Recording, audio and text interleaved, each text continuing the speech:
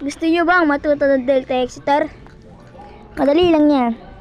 Una, punta kayo sa Chrome. Chrome, ito, i-click nyo yung Chrome. And search nyo Delta Exeter.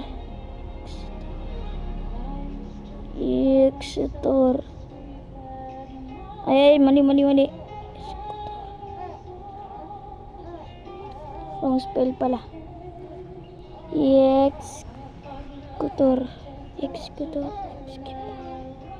Executor and click a Delta Executor. Yan.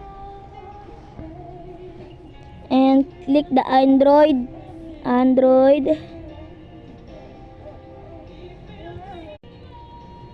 The Android.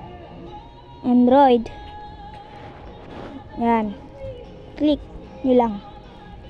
Then, pagkatapos ba-click, hintayin nyo lang, i-scroll down nyo lang, and hanapin ang download. Yan. And free download.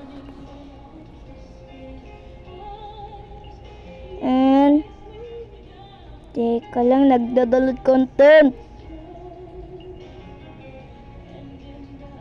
I-scroll down nyo. And hanap, ayan o, yung download B2.692. Free download ulit. And details. Pindutin nyo lang yung details. Pagkatapos, hintayin nyo na lang yung Delta. And pindutin nyo yan. And install or download yung nakalagay. Yan. Abangan nyo na lang sa part 2 yung kinang paano makuha yung key ng Delta. Okay. Bye-bye. Ay, wait. Bye. Bye-bye na.